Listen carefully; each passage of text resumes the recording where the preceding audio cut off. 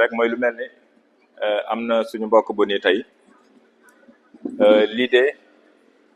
mooy mën nga commencer di def ay exposition virtuelle et tey dama ne l'histoire de la Covid-19 war nañu yee ñun ñëpp et ñi nga xamante ni tey ñu confiné la mënoo génn mënoo dem ay say activités et tout et pourtant il y a beaucoup de personnes yoo xamante ni à travers la Covid-19 la ñu gën a yokkee seen chiffre d'affaires parce que ils ont très tôt compris que ni affaire bi c'est dans le digital affaire bi c'est dans le digital tey on peut prendre l'exemple de Habilam qui est sénégalais bontin qui se fait aujourd'hui des milliards et des milliards voilà et il nous a dit que ni tey aujourd'hui mën nga gagner de l'argent sans déplacer fi nga toog et c'est la personne la plus suivie aujourd'hui sur TikTok te tey tout est parti d'un constat mooy xam na ni tey affaire bi fii la et orienté na am na public cible am te définir na audience su boppam ba tey mu waral kon kooku li ñu ko mën a wax mooy que ni à présent même li nga xamante ni mooy Sika bii nii mën nañ ko traduire en virtuel tout est possible aujourd'hui à travers le digital tey nit ñi yëpp mën nañ tijji benn site boo xamante ni sous forme de blog ku si nekk nga am sa slide boo xamante ni sa boutique lay doon sa boutique en ligne bi lay permettre tey tous les produits nécessaires nga mën ko ci dugal lépp li nga xamante ni da nga koy jaay nga mën ko ci dugal exposants yi am interaction ak ñi nga xamante ni ñoom ñooy les clients loolu c'est possible donc cela veut dire quoi que ni tey en dehors de Sika bi nii présentiel war na mën a am Sika virtuel et aujourd'hui foofu la jamono toll tey prenons l'exemple de ce qu'on appelle la vente en ligne tey ñu si bëri tey sama classe gi dañuy toog tegle seen tànk dugg si internet j'ai envie de manger benn hamburger dugg si benn plateforme xool mais war na mën a dem effectivement ma war a soxla benn tableau d'art ma dugg si internet def tableau d'art ñu xool ma xool par rapport ak description bi est-ce que composition yi lan moo defar tableau bi et cetera su ma convaincre ma mën a dem jënd tableau bi en ligne ñu livrer ma ko te du ma déplacé wu c'est le cas kon on peut dire que ni loolu c'est possible à travers le digital organiser li nga xamante ni moom mooy ay exposition virtuelle dans le cadre du biennale je pense que amoon na benn initiative bu ni mel koo xamante ni nekkul Sénégal et il a bénéficié des fonds à travers le digital organiser yëpp partager et ça a fait benn boom ça a fait benn également benn résultat positif vis-à-vis de ñi nga xamante ni ñoom ñoo bëggoon dem te demuñu et loolu aussi dafa nekk lu am solo il y a ce qu'on appelle également la communication institutionnelle am na ko fi wax léegi nii c'est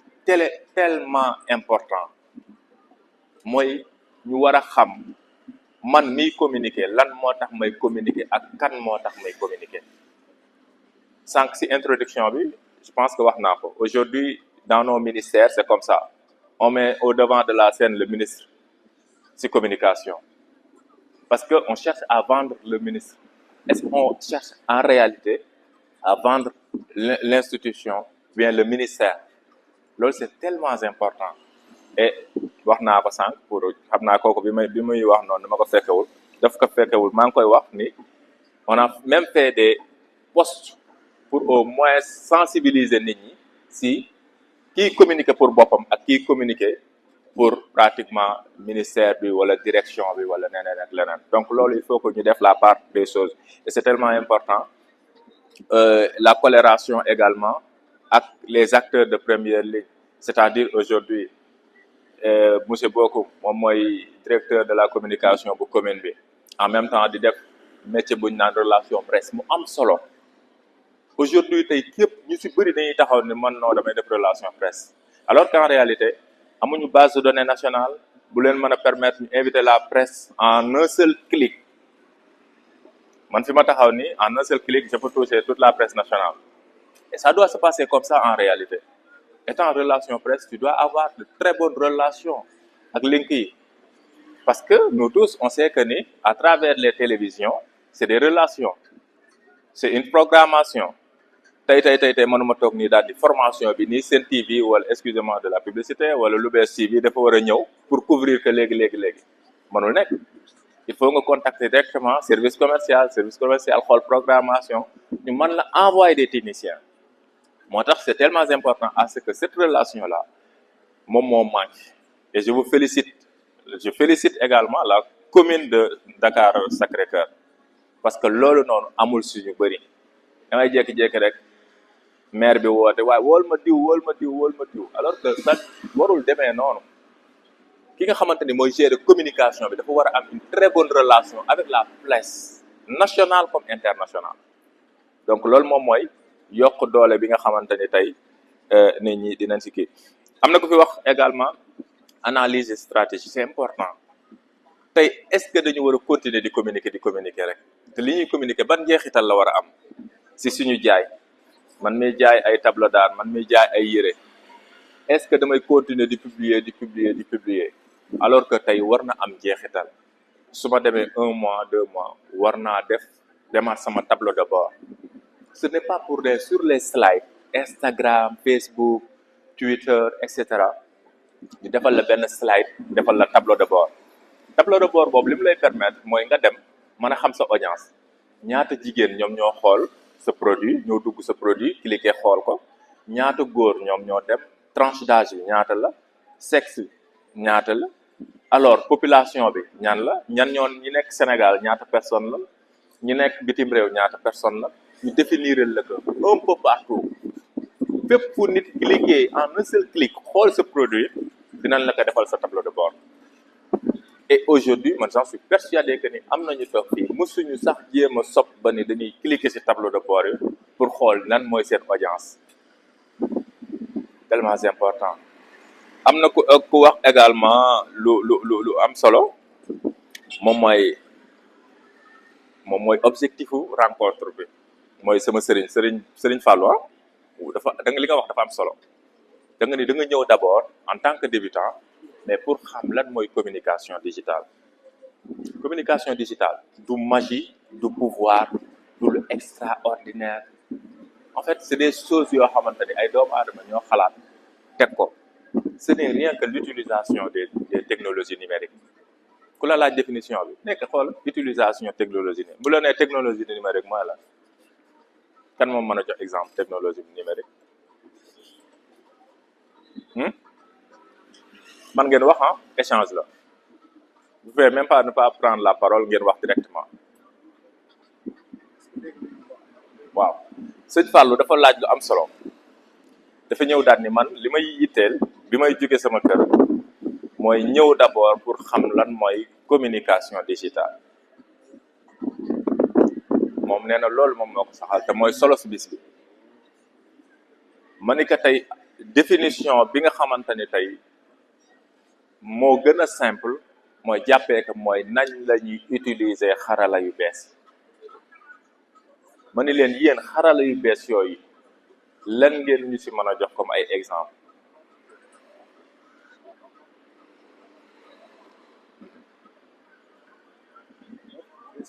TikTok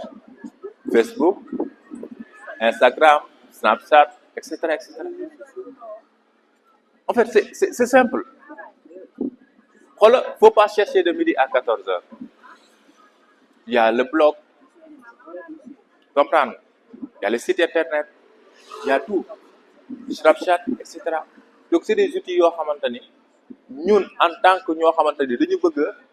persévérer mais dañu bëgg a avancer ci business bi ñuy def il faut que ces outils là ñu xam ko et l'autre aspect maman bi wax na ko sànq moom am na expérience ci informatique dafa jóge këram pour renforcer ay capacités c'est ça l'importance mooy que ni chaque jour que jëfee il y a une évolution tey ki nga xamante ni dafa diplômé woon en informatique ñu ko doon wax génie en informatique vers les années 80 wala vers les années 90 tey bu ñëwaatoon doomam dafay jàngal aujourd'hui am na ñoo xamante ni c'est des experts en communication ils ne savent même pas utiliser Facebook ils ne savent même pas utiliser Instagram wala leneen et pourtant on les appelle des experts parce que jamono romb na leen Et aujourd'hui, l'histoire nous a montré le chemin avec les mises à jour. Aujourd'hui, avant, on parlait de là, Facebook. Aujourd'hui, on parle de quoi? Meta. C'est beneen univers. Tey Facebook li muy cherché mooy war naa dem jënd pharmacie toog ba imaginer ni pharmacie ñëw taxaw sama kanam. En fait du affaire de jinne ah xalaat la réflexion la idée yu claire la yu ñuy teg donc tey ñun si logique boobu dañ ko war a suivre évolution wu communication digitale dañ ko war a suivre tey am na loo xamante ni xew na ay années 80 moment bii nii moom bu ñëwaatoon tey dañu wax loolu noonu dañuy wax outils yi ñu daan utiliser ñun mënuñu fa dem parce que loolu rëcc nañu mais tey suñu monde bu ñëwee ñun ñoom dañuy jàng dañuy adopter ay langage mooy tey boo gisoon benn buzz wala benn affaire so da nga naan gis naa ko ci internet bi en fait internet jàpp leen ni rek c'est un réseau interconnecté maanaam ay réseau yu interconnecté pratiquement kii nekk Chine kii nekk Japon kii nekk Sénégal kii nekk kii ñu connecté on peut prendre c'est comme exemple pour mën ko yombal pour que qu'on en ait le même niveau d'information c'est un réseau interconnecté qui nous permet en réalité d'échanger di jokkalante di demalante di dikkalante à travers ci biir réseau bi tey comme ñu def benn toile parce que y a un jeu souvent bu ñuy def dans nos ateliers comme souvent benn fil la ñuy jël ku nekk def benn toile ma téye départ am arrivée c'est effectivement ça te ñun ñi ñëpp ma téye départ jox kii jox kii ñu wër après dañuy am benn sous forme de toile d'araignée mais lépp nan jàppee ni loolu moom mooy en réalité internet ku si nekk jàpp nga si yaa ngi si biir réseau bi mais bàyyi woo sa morom kii mën na dem taxawi Guédiawaye kii dem taxawee Plateau kii dem taxawee Mermoz kii dem taxawee Ouakam alors que lépp c'est dans la connexion et si je partage si toutefois ma joxe une information tout le monde am le même niveau d'information c'est effectivement ça l'idée de internet et c'est des termes yoo xamante ni c'est terre à terre il faut que aussi yooyu en tant que ñu pare pour communiquer ñu xam ces aspects là parce que dafa am solo beneen bi aussi am na ku fi wax lu am solo et c'est tellement important je pense que wax na ko y a beaucoup de boîtes yoo xamante ni tey dañuy def ay business jënd benn caméra buy jar 1 million 5 millions pour ordinateur de dernière génération pour lépp mais en réalité ñoom dañ naan sax le pourquoi mënuñu am audience bi war pourtant ñi ngi photo ñi ngi publier ñi ngi leneen c'est parce que dañu limiter seeni audience wax naa ko ci introduction bi nee naa kiy jaay tey war na xam ki muy jaay mooy kat man miy jaay pratiquement yëre góor war naa xam ki ma koy jaay est-ce que yëre bi ñëpp la war a neex il faut ma xam sama public cible lan la c'est tellement important tey boîte yu bari c'est comme ça boîte yoo xam dañuy am matériel am tout mais seen communication mënul romb 2 pas c'est parce que dañu limiter seen audience loolu day def ce qu'on appelle nga def la revue nga xoolaat nga demaat sa tableau de bord wax nan ko nee naa sànq ñu bari duñu xool seeni tableau de bord boo demee sa tableau de bord nga xool sa audience ñan ñooy ñëw sa page bu dee tey da nga gis ni kay ay jigéen ñoom ñooy ñëw sa page te yow public bi nga soxla ay góor la da ngay changer audience sa public cible da nga koy def mu nekk ay góor et l'autre aspect ñu bari dañu yaakaar ni aujourd'hui c'est le boostage qui fait marcher les choses benn pilier la si mais la qualité l'attirance li attirer nit ki ba muy bëgg a ñëw dugg sa site wala dugg sa plateforme pour jënd loolu yow yaa koy définir et ki nga xamante ni dafa limiter également ni pratiquement moom pour mu am qualité image c'est tellement important. La qualité de l'image. On ne peut pas communiquer ak benn photo bu pixelisé ak benn photo boo xamante ni ça ne reflète pas ak yow li ngay jaay. Ça pose des problèmes. Mhm. Lui, il a commandé. Exactement. N'est pas Exactement. léegi nag loolu li ñuy dimbali tey muy kiy jënd ak kiy jaay mooy li ma wax sànq c'est la description du produit. Produit bi ngay jaay néew ma rek damay jaay tableau d'art mais tableau d'art bi mën naa wax tableau d'art ni mu tudd mais sur la description man ni lii moom moo composé tableau d'art bi. moo tax tey am na ñoom dañuy gis benn affaire photo bu rafet rek ñu commandé ñu defal la luy jar 1000 francs et tout nga ni waaw mais lii yomb na de ñu livré la ko ba livreur bi ñëw sa buntu kër nga xool daal ni non non du lii laa commandé woon. Est-ce que yow miy jënd jël nga sa temps pour xool en réalité produit bi description bi lan mooy composition poids bi taille bi yooyu yëpp c'est important à ce que ñu xam ni ñun bu ñuy jënd wala yooyu yëpp dañu war a référer aussi li nga xamante ni moom mooy la description. Et tout le temps dinaa ñëw ci outils yi je pense que loolu am na solo parce que am nga matériel mën nga def ay pub mais amoo kii il faut lu koy accompagner muy ay outils yu lay permettre nga am ce qu'on appelle la qualité. Ces outils yooyu dinañ ci ñëw incha allah. Beneen bi également mu nekk vente en ligne. On a pris l'exemple de la pharmacie. tey ki nga xamante ni tey moom mooy jaay en ligne ni moom pratiquement délégué médical la et cetera dafa war a promouvoir ay produits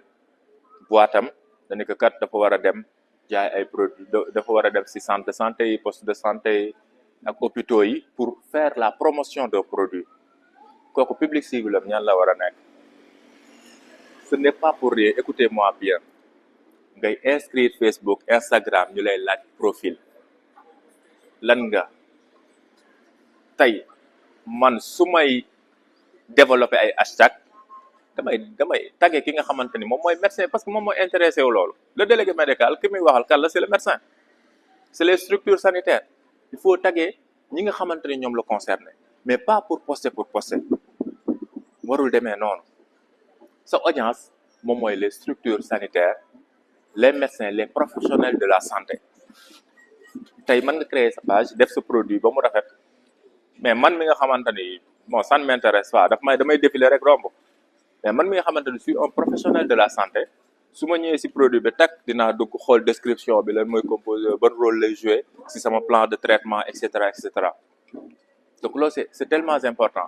Et yow mi nga xamante ni également délégué médical nga ce produit yi ngay promouvoir pour mettre au devant de la scène ce public cible ñan la mooy ñi ñu cité léegi mooy les professionnels de la santé. tey képp kuy inscrire sur les plateformes mooy lu mu mënti doon TikTok, Facebook, Instagram, tous les médias sociaux dinañ la laaj yow lan nga entrepreneur nga, créateur de contenu nga, médecin nga, personnalité publique et cetera. Loolu bu leen ko xeeb. am na ñoo xamante ne ñu bëri duñ définir seen audience yooyu parce que audience yooyu moo lay permettre yow li nga soxla nga koy gis.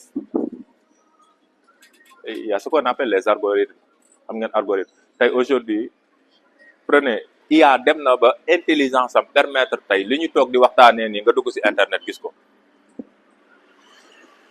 ñu toog di waxtaan waaye mais man dama bëgg a jënd iPhone 15 prenez l'exemple def leen benn rapprochement ngeen toog di waxtaan ci iPhone 15 dama war a jënd iPhone 15 nga dugg sa Facebook tak ñu propose la ay iPhone 15 wala nga dem sa Google di rechercher sur la capacité de iPhone 15 nga dem sa Facebook ñu suggérer la iPhone 15 loolu du leen jaaxal c'est les algorithmes moo tax tey ku ci nekk sa secteur il faut que nga nekk ci leader il faut que nga booster ko xool sa public cible. Donc notez bien que ni képp kuy def promotion vente en ligne leneen war ngay surveiller sa tableau de bord war nga am sa public cible loolu c'est important. Beneen bi également am na ñoo xamante ni mooy li ñuy wax la création de contenu. Comment créer un contenu c'est tellement important. tey wax nañ ko sànq ki nga xamante ni tey dafa yor communication commune bi warul bokk ni muy communiquer ki nga xamante ni moom dafa yor pharmacie wala dafa yor boutique am wala dafa yor leneen ak leneen ki créer contenu ni mu koy créer si ban plateforme la koy créer et cetera et cetera loolu day renvoyer li ma wax sànq muy revenir vers les outils yi ñuy mën a utiliser pour defar suñuy affiche yu rafet te duñu ci dépendre énergie mais également pour booster pour def la planification donc yooyu yëpp c'est des éléments yoo xamante ni dinañ ci ñëw je pense que en gros loolu moom moo fi nekkoon ay quelques réflexions yoo xamante ni nit ñi posé nañ ko pour ñu mën leen ci tontu alors yi def benn exercice bu ndaw pour répondre li nga xamante ni moom mooy question wu benn question bu am solo. Les entrepreneurs que vous êtes, les outils modernes pour réussir davantage dans ce que vous êtes en train de faire. dafa jafe ci réew mi léegi ñuy def te yàlla tax suñ ci gisee ñu koy def suñ cër la ñu ñëw jàppale leen waaye wax ko ni ko kuy baax yàlla la gën a baax su paree ci yéen ñun itam avec LIDA danañ xool ñu koy doolee doole dugal ko ci yeneen réseau ndax koo xam ni day day xawma raam di la boot su taxawee waxatuñ dinañ ko jàppale moom itam mu mën a àgg fenn fi te loolu yëpp ci jëmmi ji mooy tax parce que moom itam mu ngi accompagner les artisans beneen bi mooy encourager leen yéen bi ma ñëwee gis fi sunu ay morom yaay gis fi sunu ay morom yi mag ki nijaay mais surtout gis fi ay ndaw daf nu gën a rassurer ci fi nu jëm te problème bi ma am itam dinaa ko wax parce que man mii maa ko wax ci internet bi ba ay nit yu nekk Tamba nekk Thiès nekk Saly nekk Tivaouane bëgg a bokk pour waxoon ni ko après il faut ñu xool nuñ koy defee en ligne suñ koy subventionné sa ñu subventionné ko mais aussi nga réfléchiral ñun sur l'IA l'intelligence artificielle pour ñu waajal ci sunu ay ndaw surtout yéen ñiy jaay yéen itam bu ngeen pare bu dee ngeen nekk ci ay entreprise wala consort au nom de LIDA danañ xool ñun itam ñu leen di accompagner jàppale leen ci li ngeen di def ndax lii day wane ni li ngeen nekk ñor na leen te ñun leen rek nu ñor mooy accompagner le développement au plan local sénégalais et africain loolu laa amoon lu may wax di jéggalu ci émission bi di nuyu monsieur Bokoum chargé de la communication de la commune de Mermoz mon grand nga nuyul ma sama xarit ñëw na wala ñëwagul Alioune Tall ñëw na nuyul ma ko moom it ni ko ñu ngi koy sant di ko gërëm bokk na ci rôle maire xajal ñiy liggéey ci sa gox loolu def na ko ñu ngi koy sant te xamal ni ko organisme yëpp dinañ ko xam di wax ni daal pour ne pas être très long je vous encourage je vous félicite je viens comme ça d'une émission mais dama pare ni mu ne suma ñàkk bañ a jaar pour vous encourager continuer lii ngeen di def et vous dire que ni après nañ leen accompagner ku ne ci domaine am bi mu nekk ñu xool ndax c'est la transformation si c'est la formalisation si c'est le financement wala boog c'est le marché pour l'écoulement bu mu ci mën ci doon rek LIDA est une structure habilitée à le faire au plan africain sénégalais il est du système des Nations Unies te yàlla def na man mu xeebu muy maa jiite bureau Sénégal bi te kii sama mag la lu mu nekk dama ciy nekk ñu baal ma wax ci moom ñaari baat mag mu yaru la mag mu yiw la mag mu amal nit ñi njariñ la si jamono ji nag suñ amee ñu mel nii ci réew moo xam ni nit ñi bon ne nit ñi soxor ne nit ñi iñaan ne nit ñi siis ne suñ gisee kuy taxawee nii képp ku bëgg réew mi da nga ko war a jàppale muy fierté nag fa ma bokk dëkk fa muy Dakar Plateau di ko réitérer toujours sunu disponibilité di ñaan yàlla mi mën ci am yàlla na yàlla barkeel li ngeen di def yàlla na ci yàlla teg loxo ngeen baal ma ci kàddu gi loolu laa waxoon dinaa ñëw firndeel leen ko wax leen ko pour ànd ceeg yéen asalaamaaleykum. man li mu wax loolu laay wax man jëmm ji ku ma ko jàppal ma jàpp la ku ko teg à côté également ma teg la à côté suñu introduction wax nañ ko fi sànq dinaa bàyyi benn participant defal résumé mon très cher mu li ñu fi jot a waxtaanee comme ça mu am le même niveau d'information ñun on a commencé par l'IA l'intelligence artificielle def si benn échange bu ndaw pour wax ni fi àdduna jëm dinaa bàyyi après ngeen koy ko mais pour témoigner rek si jëmmam ni muy accompagner grand Doudou grand maa ngi la siy sant bu baax di la si gërëm parce que loolu la ñuy waxtaan si yoon bi ñuy ñëw ma ni ko aujourd'hui l'État du Sénégal ñi mu war a gën a accompagner mooy ñi nga xamante ni dañu nekk d'abord dans le secteur mais sans attendre personne wala sans attendre rien en retour donc moom xam na ces formations coûtent excessivement cher et tey bu ñu amee koo xamante ni pare na pour may ko grand public du ñu def lu dul sant ko gërëm ko mais moom aussi ñi ngi koy ñaanal avec l'initiative bi nga xamante ni moom mooy le représentant légal yàlla may ko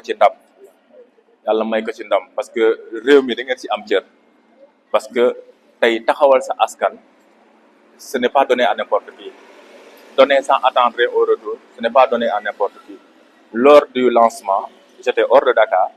mais li nga def ci lancement bi yëpp grand bi wax na ma ko ñu ngi la ci sant di la ci gërëm et que partenariat bi également day gën a yaatu day gën a dem l'initiative bi nga wax également on est open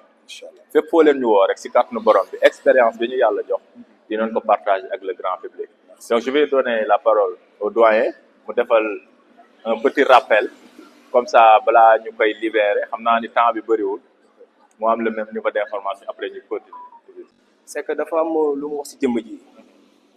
damay témoigner te àdduna moom li ngay wax fii ngay waxaat fële doomu aadama bu taxawee am lu mu def ci lu baax boo ko waxut doo askan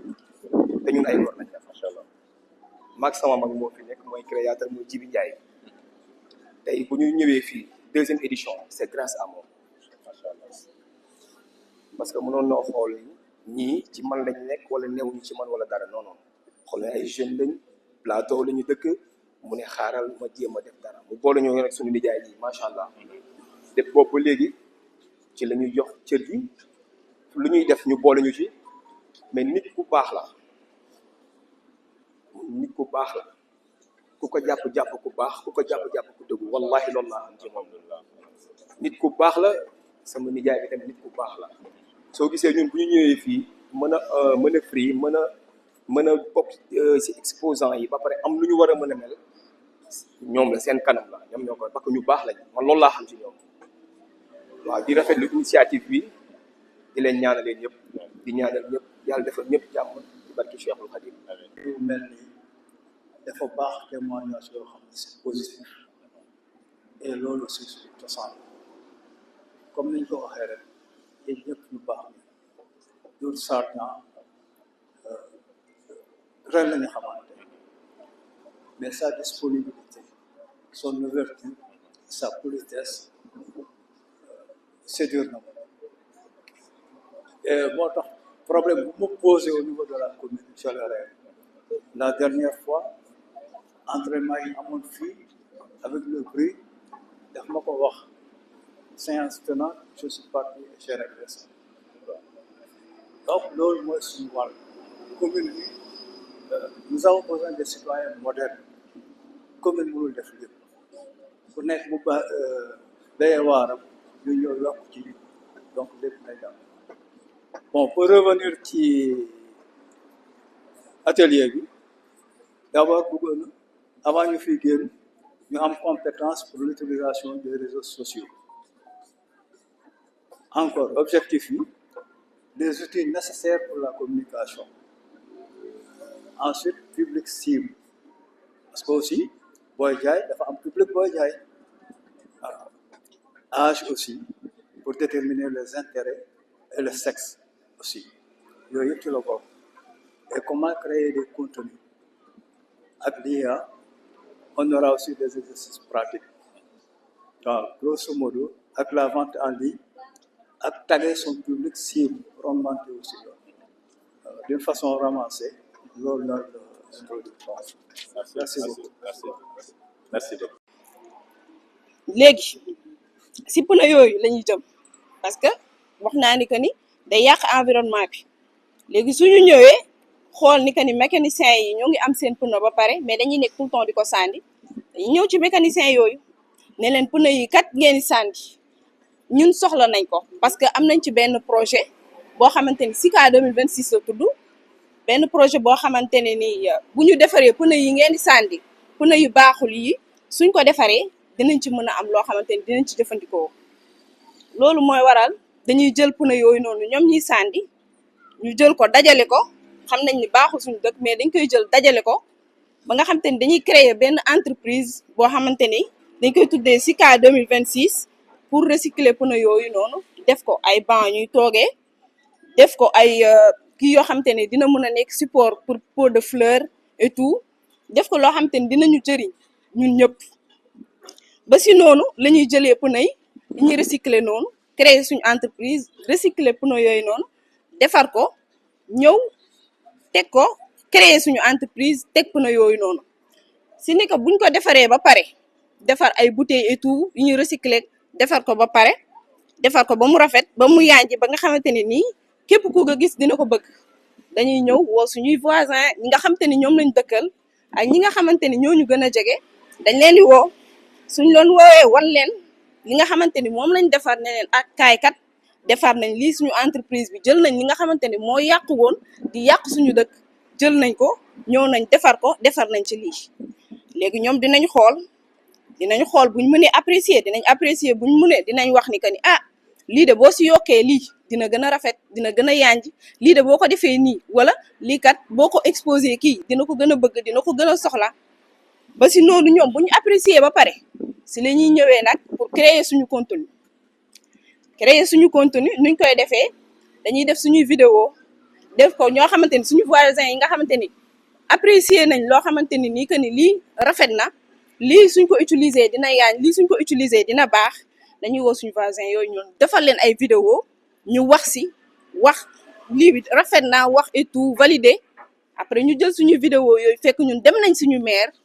yi nga xamante ni par exemple place publique yi dañuy soxla pneu yooyu nga xamante ni parfois nit ki day dox ba sonn ñëw toog si nit ki day jël benn matière boo xamante ni lekk na ko ba pare par exemple ñëw buñ defaree genre pneu yoo nga xamante ni comme genre poubelle lay nekk ñëw sandi foofu seen poubelle moo nga xamante ni environnement bi day gën a set day gën a yanj day gën a rafet ci lépp ci développement suñu réew léegi suñ defee ay vidéo def ko ay enveloppe dem présenter suñu gox bu ñu dëkk dem présenter leen ko et tout ñëw dugal suñuy vidéo def ni que ni tranche d'âge par exemple ni ko ni ñoo xamante ni ay parents lañ seen kër yi jardin yi ñi am dinañ ko soxla ñi nga xamante ni dañu am ay plage bëgg faa def lu yaañ ñi nga xamante ni dañu am ay resto bëgg a defar resto bi ba mu yaanji bañ a jël ay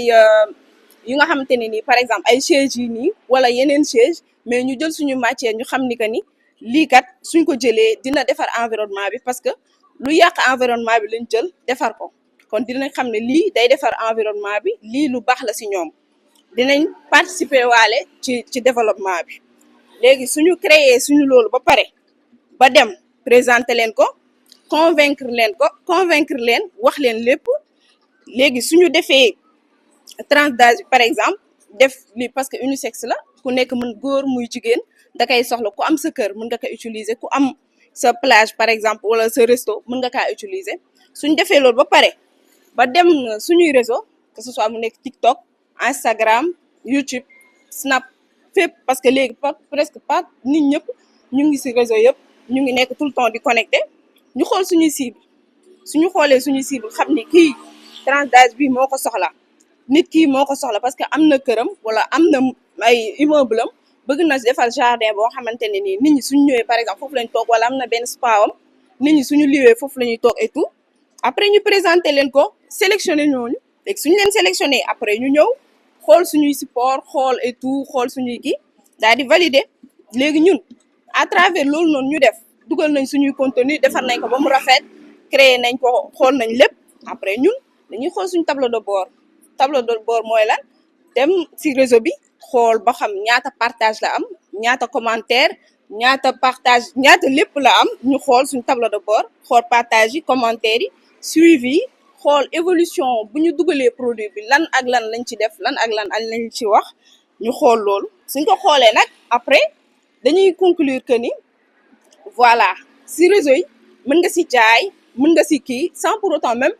nga créer sa benn entreprise wala nga créer sa benn stand boo xamante ni mën nga exposer et tout mën nga ci jaay mën nga ci def say chiffre d'affaires mën nga ci lii ci loo xamante ni par exemple déchet parce que déchet du lépp lañ ko mën a utiliser mais au moins loolu am na benn avantage bi nga xamante ne ni dina defar suñu réew en plus dina yokku dina rafetal suñu réew en plus dina yokku avantage dina jeunesse bi dina tax ñu gën a liggéey et tout donc je vous remercie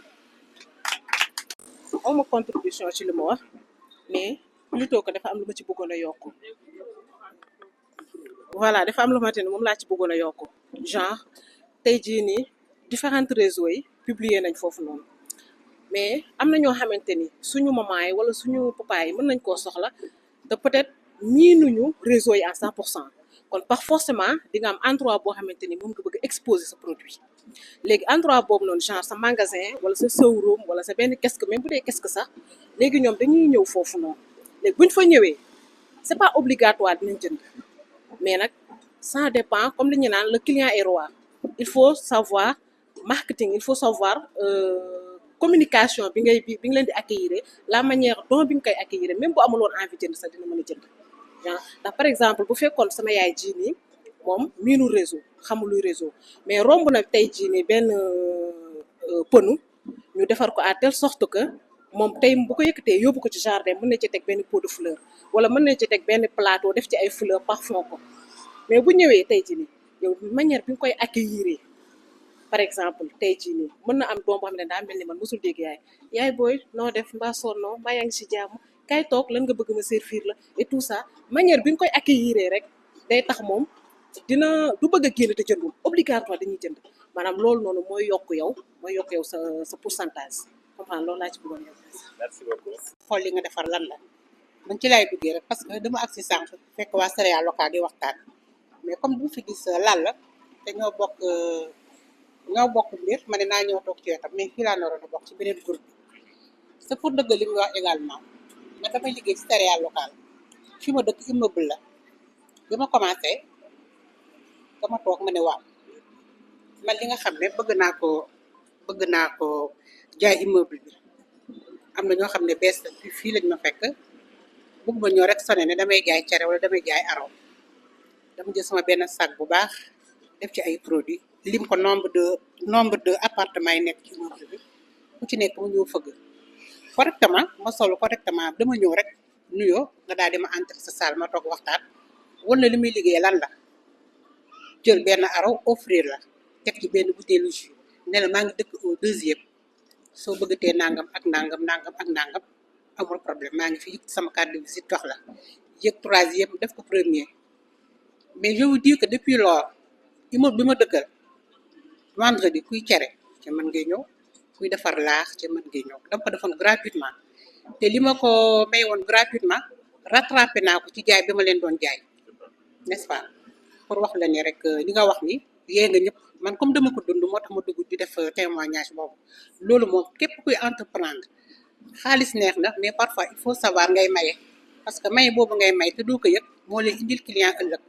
ba portugais sama dëkkal am na ñeneen ñoo xam ne dañu ñëw ba fii di ko téléphoné dinaan waxal sa voisine bi na ma defaral caakiri mboq donc loolu dafa baax loolu rek laa ne dama koy indi comme témoignage nit ñi bàyyi ci xel daal parce que am na solo trop. sur les 3 ans lan moo war a nekk sama audience est-ce que war naa atteindre benn 1000 followers 1000 personnes yu may suivre est-ce que war naa am 10 contenus yu may publier durant les 6 mois et cetera c'est des indicateurs après à la fin de sur cette période ngay def sa évaluation pour wax ni effectivement nga xam atteindre nga say kii moom mooy dernier point bi mu ñëw muy le tableau de bord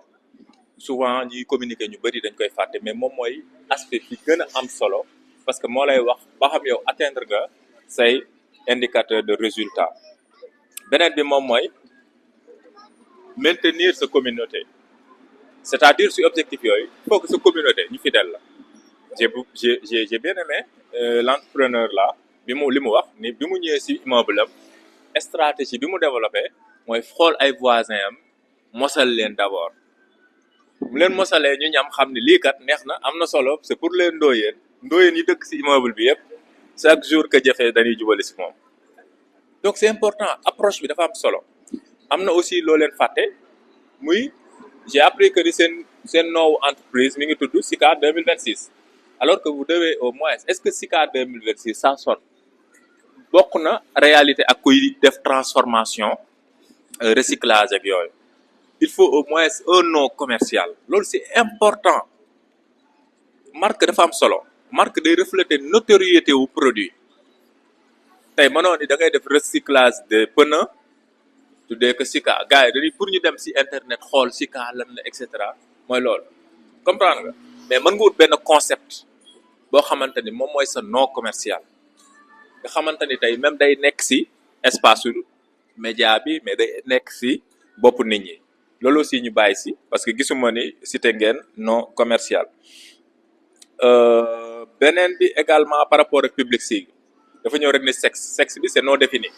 certes li ngeen di def transformation bi bon ñëpp lay intéressé mais au moins war ngeen définir ban tranche d'âge est-ce que 0-5 ans bi war na mën a bokk ci politique boo xamante ni politique gu développement citoyen wala leneen wala day bokk ci recyclage leneen et cetera mais il faut que mu am audience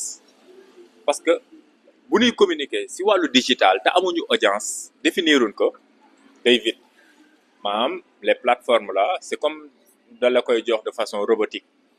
kii définir bu ko intéressé day cliquer bu ko intéressé wul du cliquer mais bu la leeree ni tey da nga war a sa cible mooy les entreprises yi war a seen responsabilité sociétale da ngay définir audience entreprise yooyu noonu bu dee ministère de l'environnement da nga intéressé da nga koy cibler comme pratiquement cible donc yooyu yëpp c'est des choses yoo xamante ne yu am solo la beneen bi également waxoon nañ ko sànq dégguma intérêt bi donc je fais de façon ramassée pour que groupe 2 bi mën a bañ a def les mêmes erreurs pour que ñu mën ci bàyyi xel donc les intérêts c'est très important produit yooyu noonu ngeen di def ban jeexital lay am ci société bi on parle de la propriété on parle de seetal suñu réew et cetera ay yenn concept yu bëri noonu mais intérêt bi dafa war a nekk mooy produit yi ñuy ramasser nii buñ ko recycler war na am jeexital ci li nga xamante ni moom mooy société bi deuxièmement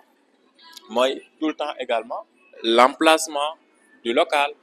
en dehors de réseau digital yi il faut au moins ñu xam ni zone d'intervention bi lii la ba tey day permettre ki nekk ci digital bu xelam nekkee ci pneu recyclé yi rek moom day dem directement ci zone boobu noonu loolu c'est important ci canaux de communication yi aussi dégg moom mu wax ci bu baax a baax canaux de communication yi ni rek dañuy publier mais il faut au moins cibler si yenn canaux ngeen di utiliser le plus y en a n sànq cité ngeen ko gis ngeen ko en exemple wala Facebook Instagram Twitter ak yeneen blog comprendre plateforme digitale c'est des millions et des millions yoo xamante ni fu nekk mën nga fa dem tey dégguma également stratégie de marketing bi par rapport ak les mailing et tout tey ñun ñëpp parfois dañuy utiliser suñuy boîte mail nga jékki-jékki rek am benn notification bu ñëw dal sa kaw nga waa fii ku ma ko envoyé alors qu'en réalité jaar nga ci benn publication boo xamante ni cliquer nga ko à travers les caches moom lañ lay envoyé ay notification souvent nga koy jot donc yooyu c'est important à ce que ñu ci bàyyi xel mais également le partenariat parce que tey secteur bi ngay def baax na nga koy def tranquillement mais il va falloir également nga xool ci ñan nga ci mën a liggéey est-ce que tey foire Sika am na mais xoolal ñan nga mën a collaborer foofu pour teg ay dépôt en dehors de sa plateforme digitale yi ngay utiliser mu war a nekk benn référence bu am solo si plan de contenu bi aussi wax nañ ko sax plan de contenu bi je vois que également c'est un peu vite parce que waxoo leen ni pratiquement chaque semaine au moins di ngeen génnee 2 articles wala 3 articles et cetera loolu dafa baax parce que il faut que nga def sa planification sànq wax nañ ko tey ki nga xamante ni moom mooy gérer communication commune bi mu leer ne am na ay série d'activités yu bari yu mu def war ko mën a publier war a voyager dem mission warul bàyyi comme Tata bi wax sànq exposition bi ñu def France bi ngeen dem France au moins Sénégal am na ñoo xam da ngeen war a continuer di jaay am na koo leen fii bàyyi c'est effectivement ça sur le digital war nga mën a def say série de programmation bu jotee mu publier automatique donc waroo vite pour mën a garder sa li nga xamante ni moom mooy sa audience et également par rapport ak vidéo yi dafa am solo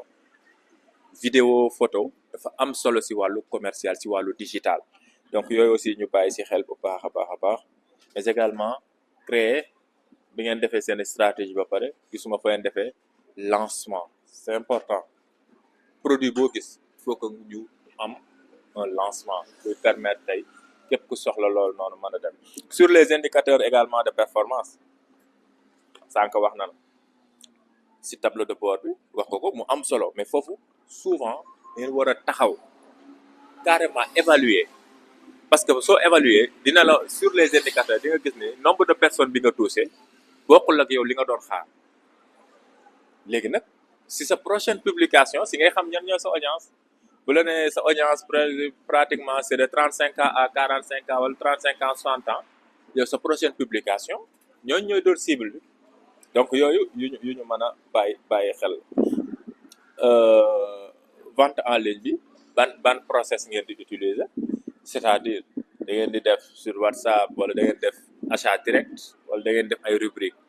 les prix et tout donc loolu lépp c'est important à ce que ñu bàyyi si xel donc plan de contenu bi aussi plan de contenu mooy li ñuy wax sur la programmation ñaata temps nga war di poster dans la semaine et cetera donc am na ñu bëri nag ñoo xamante ne duñ ko dem dañuy polier mais ba dañuy réer ba duñu xam effectivement ñan ñoo yor seen audience donc collaboration yi on en a parlé et cetera je pense que en gros loolu moom mooy résumé bi mais travail bi macha allah c'est excellent et que yéen koy gën a améliorer rek pour que champ bi mën a gën a yaatu donc ñu tàccu groupe SICA 2026 bu baax merci. Serigne Fallou Mbacké Sala bon fi ma bëggoon a tàmbalee mooy pour monsieur Aziz Fall voilà da nga defoon lu am solo maanaam da nga def ñaari groupe nga jox ku nekk travail groupe 1 def présentation nga indi sa contribution am noo ci tegtale léegi après groupe 2 war a ñëw def contribution man dama nekk koo xam ne genre su dara nekkee sama xel bëgguma ko téye ba génn di ko wax ci suuf wala dara genre ñu 2 groupes yëpp danoo waroon def seen contribution ba pare su boobaa yow sa contribution si lay door a amal njëriñ 2 groupes yi benn groupe bi kese bu liwee nga indi contribution après comme ku am xel bu mel ni man day jéem a changer travail am jéem a adapté wu ci yow li nga wax pour changer travail am. mais xam naa doon nit kooku yow doon nit kuy tricher Serigne Fallou nga leen la tuddee. waaw loolu am na loolu am na. non xam naa dafa bëgg a tricher rek waaw. bon waaw très bien bon pour ñun suñu kii bi da nga ko tuddee réseau transformation produits locaux comme par exemple ku nekk xam na fii nii ñun ñi fi nekk ñoom xam nañ bisaab comme bisaab xam na ni produit la boo xam ne ci suuf lañ koy bayee bu géddee nekk genre benn doom bu ndaw nii mais nga transformé ko pour mu nekk jus naturel ku nekk pour nga mën ko circuler nga jaay ko wala buy wala yeneen xeetu produit yoo xam ne mën nga ko transformer en jus de même chose si lay demee ci céréales yi nga transformé ko genre couscous sankal et cetera ay araw affaire yooyu léegi dañuy ñëw ci première question bi da nga ñu demandé woon quels sont les objectifs pour augmenter la vente en ligne donc nous notre objectif c'est d'augmenter notre chiffre d'affaires exemple et le volume de vente fidéliser les clients et rendre visible l'entreprise pour question 2 ñu ne identification du public cible âge sexe et intérêt pour nos produits notre public cible ce sont des gens qui font des cérémonies publiques les baptêmes les mariages les cérémonies religieuses et autres choses pour la tranche d'âge aussi bon la plupart c'est les jeunes et les adultes donc ñun suñu tranche d'âge foofu lañ ko teg et aussi les intéressés la sérieux dañuy sérieux si li nga xam ne moom la ñuy def pour suñu produit bu ko nit ki gisee mën si amaat confiance ba beneen yoon dina mën a ñëw jëndaat ko mu satisfaire si qualité bi daal léegi nga jox nu troisième question moo nekkoon choisir les canaux d'abord la première chose à faire mooy ñun li nga xam ne moo lañu njëkk a def mooy danoo démarrer si création des réseaux sociaux danoo créer soit suñu page Facebook Instagram TikTok ñu teg bi ñuy créer suñu page Facebook suñu page bi da nga koy def page professionnelle pour nga xam ne page professionnelle boo xoolee boo koy ubbi daf lay laaj li ngay def moo nekkoon comme public cible léegi après ñu sélectionné cérémonie publique baptême mariage cérémonie religieuse mu laaj ñu tranche d'âge ñu sélectionné ko jeune adulte après création réseaux sociaux bi il faut dañuy digitaliser suñu produit soit ñu defaral ko benn affiche bu am format yi nga xam ne mooy suñu réseau affiche bi bu am image yu claire et net information précis et nos contacts aussi numéro mail et cetera tout ñu def ko ci benn affiche pour ñu mën koo dugal suñuy réseaux sociaux après ñu ut lu ñuy tuddee mooy catalogue mooy benn genre ensemble vue d'ensemble boo xam ne boo ci duggee da ngay gis tous les produits de l'entreprise après yow yaay xool produit bi nga xam ni moo la gënal yow mi nga xam ne yaa fa ñëw pour nouveau gis ko ci catalogue bi léegi pour que rek nga am nit ñi am accès ci sa catalogue genre da ngay def lu ñuy wax boostage genre boo xoolee bu dee sa compte professionnel la Facebook ci boppam jëmmi Facebook wala WhatsApp wala TikTok daf lay message ci boppam ne la dañ lay proposer nga def boostage pour yow sa audience bi nga choisiroon sa tranche d'âge sa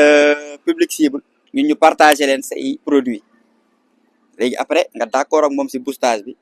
am na benn prix pour ñuy def si site bi si jëmmi application Facebook TikTok nga booster sa produit mu yéeg ñu léegi boo ko ñoom buñ la koy booster nag dañ la koy defal benn genre d'exemple comme nit boo xam ne exemple jeune la mu dugg Facebook am directement comme sama man booster woon naa sama entreprise dañ koy proposer entreprise bi moom day gis ni lii entreprise la buy yëngu ci lii ak lii moom jeune la soxla na lool TikTok proposé na ko day dem directement contacter entreprise bi d'où l'importance catalogue bi léegi moom bu ñëwee si entreprise bi tak page rek day gis catalogue bi ak prix yi tout mu sélectionné li muy jël après aussi il faut que ñu gagner confiance des clients expliqué woon naa ko sànq mooy sérieux bi ci qualité bi ñuy def et plein d'autres choses. Quatrième question mu ne créer un plan de contenu type d'article loolu boo ko bëggee def mën nga ko jaale ci vidéo mais pas n'importe quelle vidéo da ngay jaay nit ki dafa am temps bi yëpp du ko passé ci sa vidéo imagine toi nga créer vidéo 1 minute nit ki bu ñëwee commencé dawal 30 secondes gisul intérêt du xaar 1 minute day bàyyi vidéo bi dem léegi yow sa publicité jàllul da ngay def vidéo 30 secondes nit temps dafa précieux 30 secondes bu ñëwee temps 30 secondes lay dépensé gis li mu soxla lépp ci publication bi bu ko intéressé mu jël am ni boobaa dina am intérêt ci publication bi il faut aussi des voix off si bu fekkee am na ñoo xam ne bëgguñu seen voix génn dañuy def ay voix off li ñu tuddee voix off aussi faa mu clair langue bi aussi mu adapté wu ak li nga xam ne moom mooy voix off bi ngay utiliser loolu aussi benn essentiel la les images aussi sur les affiches doivent être nettes et précis image bu leeree net précis client bu gisee tag dina xam ne lii nii man moom laay wër wala lii du moom laay wër ma xam lu muy def ak muy passer commande am. Cinquième question c'était définir les indications les taux d'engagement de vente en ligne bon pour ñun c'est bon combien c'est le tableau d'abord bien sûr tableau d'abord moom expliqué nañ ko sànq monsieur Fall expliqué na dafa nekk tableau voilà tableau d'abord dafa nekk loo xam ne boo ci duggee exemple dafa naan am na exemple 1000 personnes yoo xam ne gis nañ lii léegi 1000 personnes yooyu noonu am na benn 800 personnes boo xam ne am na réaction bu ñu ci def interagir na si léegi 800 personnes yooyu dafa naan 800 personnes yi ñi ngi nekk si genre tranche d'âge nangam ñi ngi nekk si nga koy expliquer sax public cible nangam la nekk léegi ñi nga xam ne interagir na ñi ngi nekk ci 200 personnes léegi 200 personnes yi ñoom tranche d'âge nangam la nekk léegi nga gis ni ñi nga xam ne ñoo interagir ñoo ëpp donc da ngay continuer li nga doon publier si say marchandise ngay continuer di ko publier ni nga ko doon doxalee nga koy doxalee noonu doo si changer dara sinon boo si apporter changement rek sa audience bi day wàcc te bu audience bi wàccee sa produit du dem taux d'engagement il y a aussi fidéliser les clients aussi pour fidéliser les clients en tant que dame bi wax na ko mooy jox leen ay récompenses genre exemple mën comme li mu def mën nga leen jox comme essai ñamal leen ñu fii nii pour leen intéressé ñu jënd d'autant aussi mën nga def exemple comme boo doon jaay nga ni sa paquet bi 10 jus nga si def dafa nit ki bu jëndee 10 jus nga may ko benn paquet 5 jours au moins am ni récompense la ci moom dina si kontaan ba beneen yoon ne day sawar a ñëw di jënd mën na jënd sa plus 10 pour am récompense plus de 5 wala nga créé benn carte yoo xam ne carte fidélité la képp koo xam ne leen na ne kii client fidèle la nga jox ko carte pour moom même bu ñëwee di jënd avec carte am boobu noonu mën na ci am des fois ay taux de ay réduction wala ñu am affaire yu nga ko si yokkal si emballage bi ainsi de suite bon c'était les 5 questions à répondre merci beaucoup. merci beaucoup. grand groupe bi amee ay loo leen ci yokk la permettre tey sa audience sa moom wan la agencer say texte donc ba tey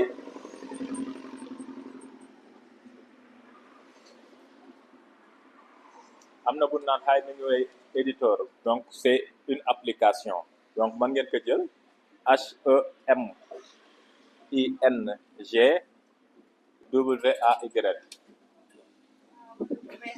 ouais ah boobu day rendre beaucoup plus simple say écriture say design et cetera donc yooyu yëpp waaw c'est gratuit yooyu yëpp c'est gratuit HEMINGWAY am na aussi Google Doc je pense que fii ñu bëri dañuy utiliser souvent Google Doc parce que Google Doc li mu lay permettre mooy dina la mën a di nga mën a am développer ay lu bëri waaw Google Doc je pense xam ngeen ko waaw mën na la permettre ngay def ay traitement de documents en ligne et cetera conversion lépp dina la ko mën a permettre Google xam ngeen nun koy bindee doc DOC donc fii aussi képp kuy def activité commerciale da la war a intéresser su dee defoo multimédia comme kee suñu ginnaaw di filmer nga xam ne infographe la monteur la et cetera mais am na ay application yu leen mettre à votre disposition yu gratuit mais soo bëggee exceller mën na la jox nga jënd li nga xamante ni moom mooy version professionnelle on peut citer l'exemple de Canva je pense que yéen ñëpp xam ngeen ko et aujourd'hui loolu da leen war a mën a servir lu bëri Canva CANVA Canva waaw dina la mën a permettre tey nga mën a modifier say photo def ay titrage def habillage li nga xamante ni tey moom moo gën a sonal tey le monde des infographies ñu bëri tey ñooy defaral seen bopp ay affiche gars yi fayatuñ affiche léegi dañuy toog fi ñu toog léegi ñu defaral leen seen affiche donc y a également Adobe Cloud mooy créative waaw je pense que aussi gars yi moom miin nañ ko boobu aussi day permettre gars yi ñu mën a développer li nga xamante ni moom mooy ay créa et tout affiche et tout waaw Adobe Creative y a aussi Pixel aussi application la bu lay permettre aussi même chose nga mën a partager ay photos librement ci ay site jëlee ko aussi comme souvent da ngay bëgg utiliser je prends l'exemple comme pharmacie nga war a utiliser ay produits te xamoo image fu mu koy jëlee mën nga ko jëlee foofu en fait y a également des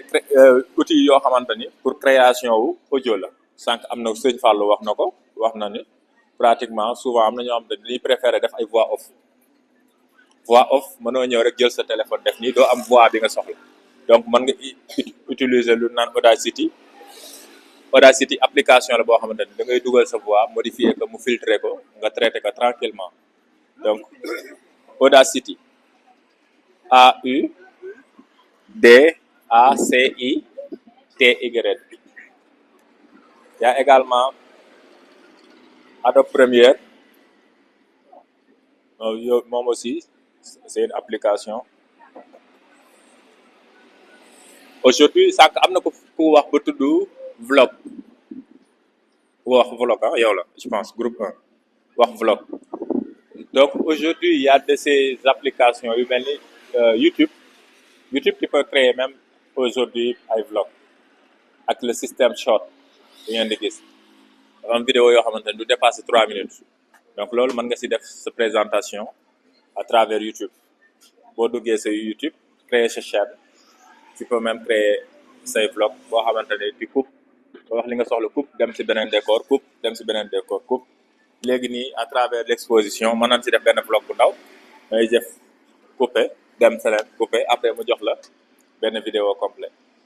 donc loolu autant les gens paient mais léegi ñu ci bëri ñoom ñoo koy defal seen bopp donc YouTube également mën ngeen koy utiliser pour les shorts de même pour les applications également léegi boo xoolee la nouvelle version de TikTok tu peux faire des montages tu peux faire des animations tu peux faire même des voix modifier ay voix robotique voix écho etc donc yooyu yëpp c'est des choses yoo xamante ne mën nga ko def donc en ce qui concerne également la gestion et la planification lu am solo pour ñi nga xamante ni ñoom ñooy gérer ay communication surtout ak ay page muy gestion des contenus et la planification donc loolu application man sama favori HotSuite donc c'est une application boo xamante ni tu peux planifier beaucoup de publications waaw HotSuite maanaam H2OT suite SUITE waaw H2OT suite SUITE outil de gestion bu am solo la y a Trello également Trello waaw TRE2LO donc boobu aussi outil de gestion la pour organiser say idées say tâches mu mën la agencer say kii waaw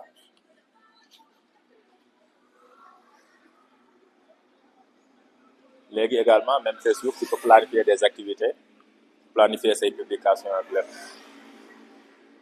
pour les outils yi nga xamante ni moom mooy outils ni mesurer ak analyse donc on peut utiliser Google Analytics je pense que gars yëpp xam nañ ko Google Analytics donc ça va te permettre nga mën a effectivement xam sa performance sur le site xam say audience c'est comme le tableau de bord en fait donc dina la mën a dimbali lu bari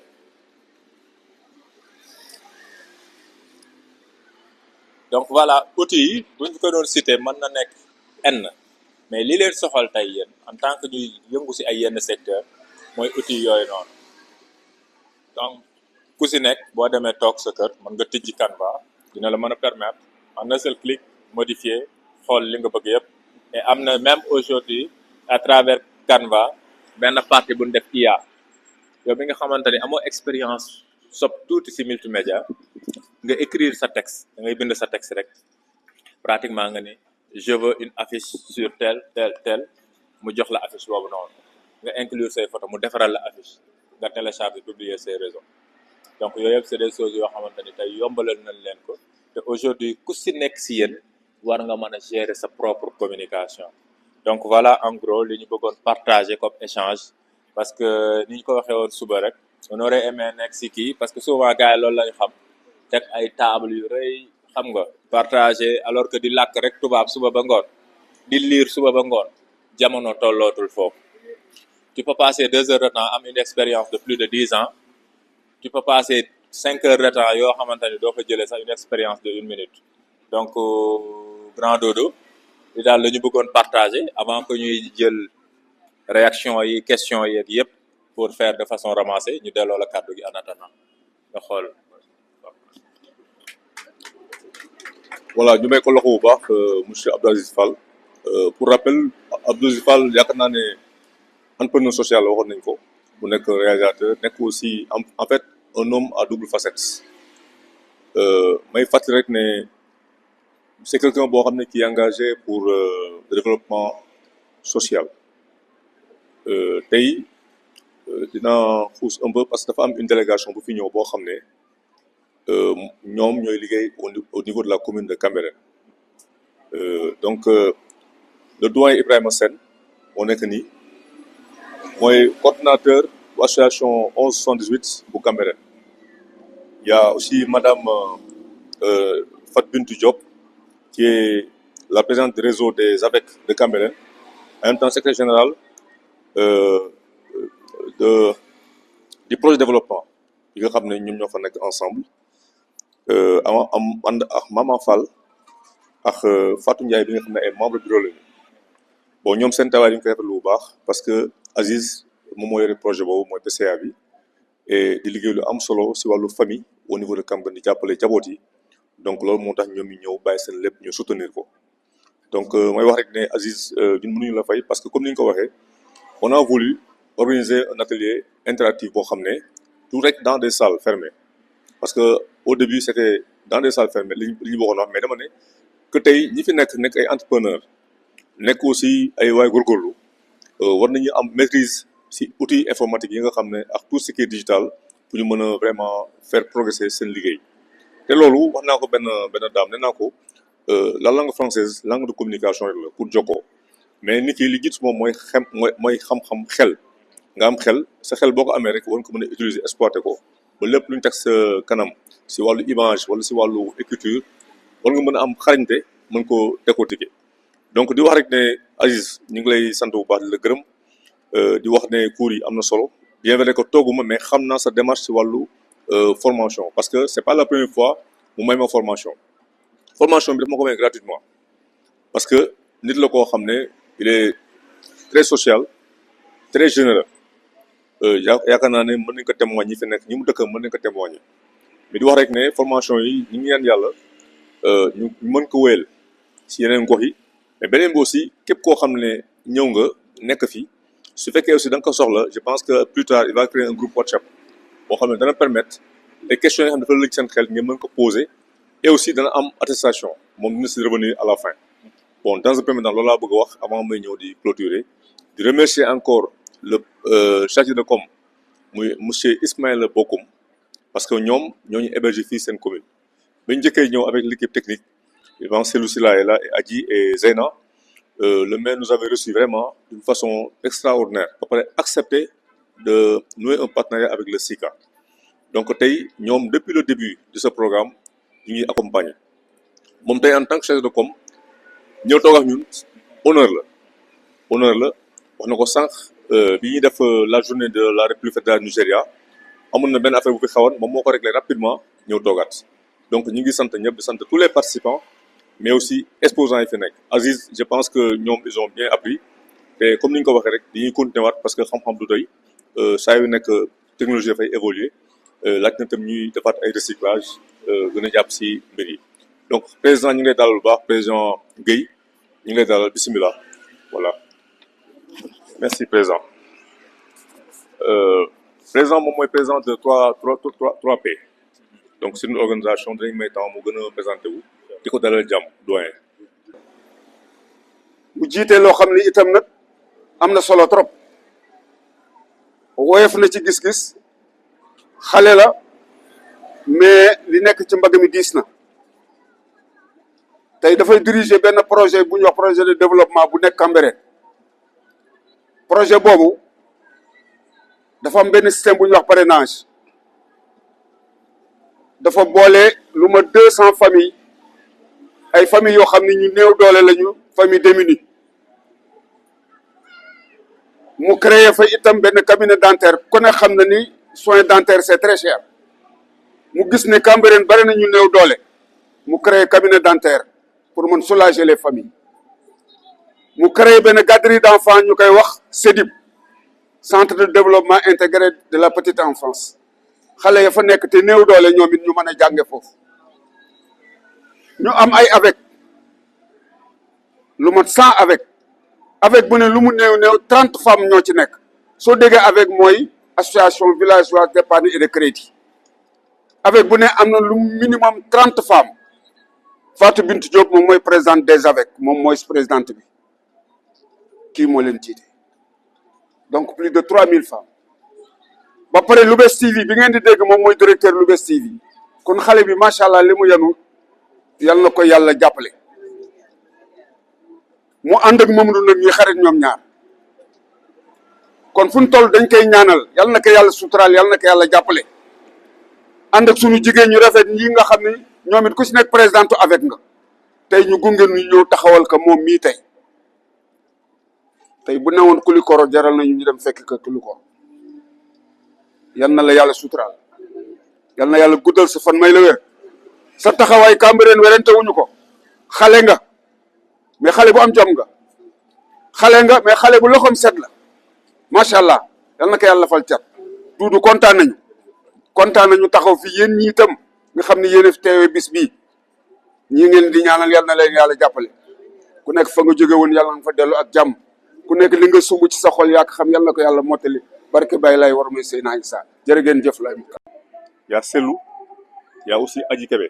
ñoom ñoo ñu jàppale si organisation bi depuis le début ak deux amis yoo xam ne c'est voilà ak ñaari frères africains trois sax laay wax parce qu'il y a Assane Sila boo xam ne Aziz moo tax ma xam ko logo Sika moom moo ko defar première édition bi ñu foon ensemble mais dafa dem Guinée benn liggéey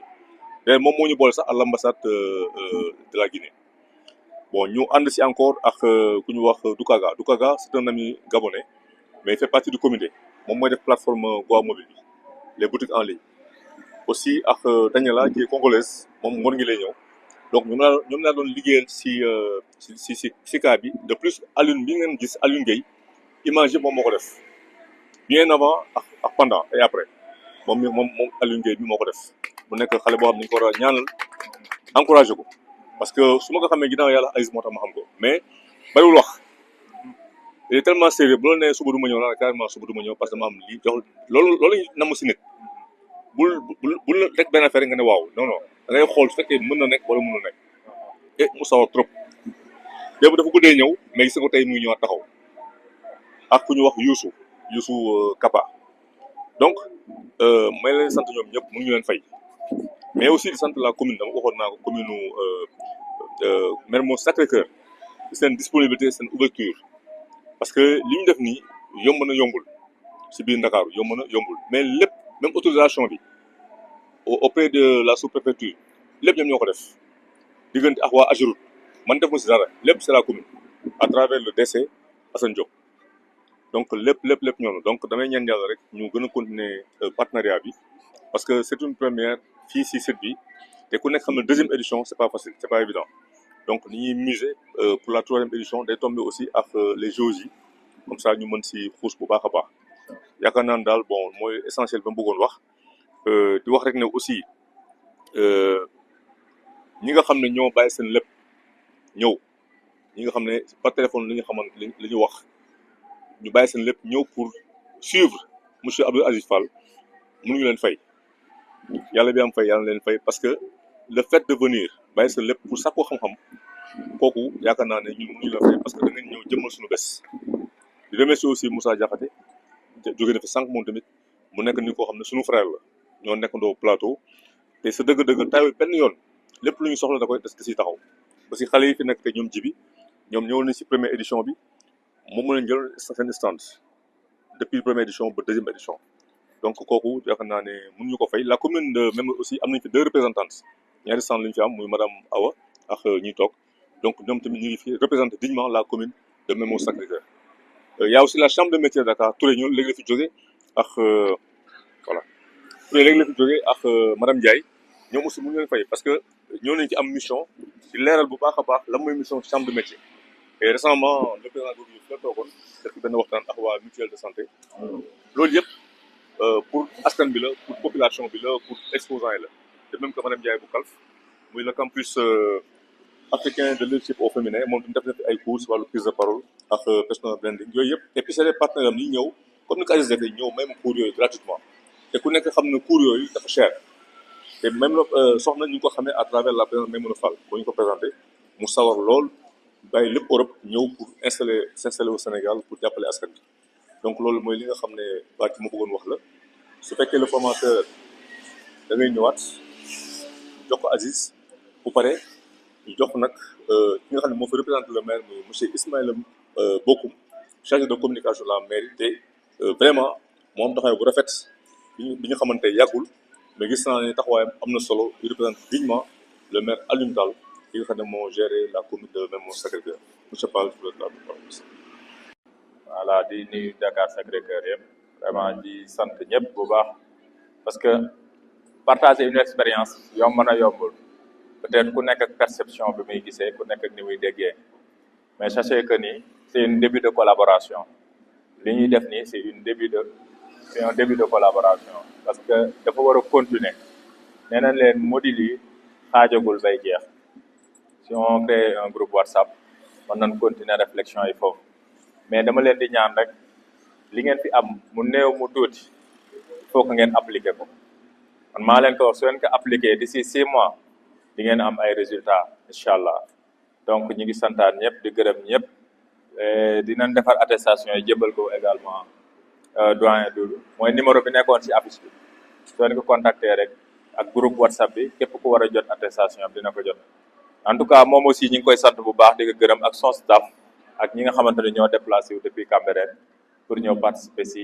atelier de formation bi voilà en gros li ñu bëggoon wax ñi ngi jégaluwaat ñëpp di sant ñëpp di gërëm ñëpp ba yeneen édition incha allah merci. Doudou Sarr maa ngi leen di gërëm di leen sant et di wax alhamdulilah alhamdulilah alhamdulilah dañu commencé séance bi bismillahi rahmani rahim on l'a terminé par alhamdulilah nous sommes partis avec un plus il faut le reconnaître léegi nag Doudou avec son équipe Abdou Aziz Fall mënuñu leen fay c'est vrai l'espace ñoo leen ko abal mais vous nous avez rendu la monnaie 3 femmes sont ici yoo xam ne 2 associations ak kii madame Anta Ndiaye 3 associations yoo xam ne leen mooy sacrifice donc am nañ un plus loolu aussi noonu ci noonu leen ci gërëm donc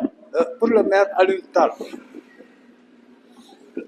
moom li ko yitteel yëpp mooy jigéen et il l'a fait en termes de formation en termes d'appui et chaque année il y a une foire internationale de Lyon on prend 2 wala benn GIE ñu dem fa donc moom jigéen ñoo ko yitteel et même au niveau du conseil municipal c'est la parité intégrale donc lii ñu def c'est normal c'est dans le cadre de l'intercommunalité yaa ngi wax ay plateau yooyu ñun amuñu xaj ak seen on n'a pas de frontière li ñu yitteel mooy un plus pour la commune un plus pour les citoyens de la commune chaque fois que ñu gis intérêt bi dina yokk un plus pour nos citoyens on est preneur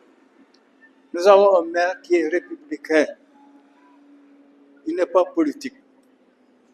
il est très ouvert donc je pense que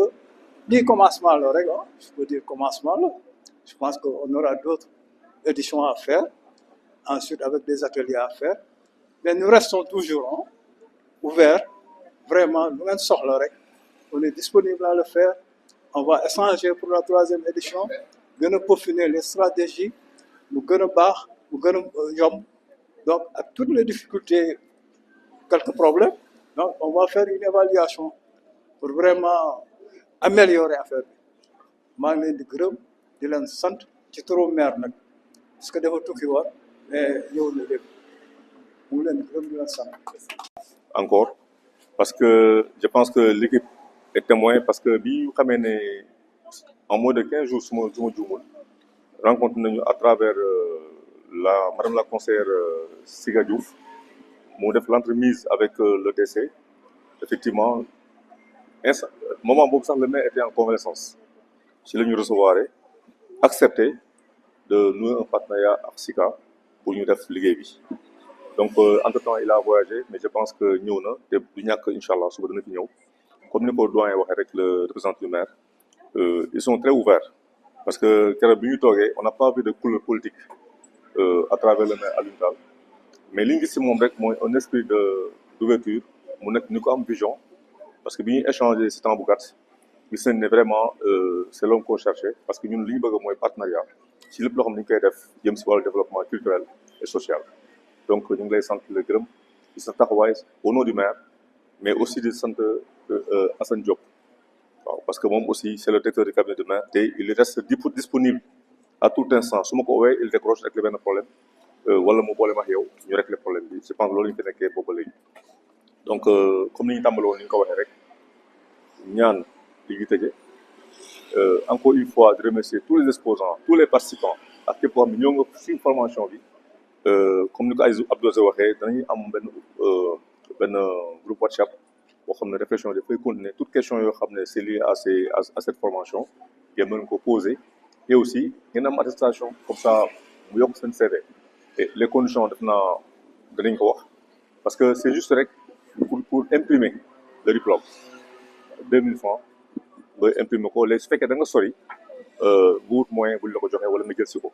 man sama numéro mi ngi fii numéro Aziz mi ngi fii donc je te pose problème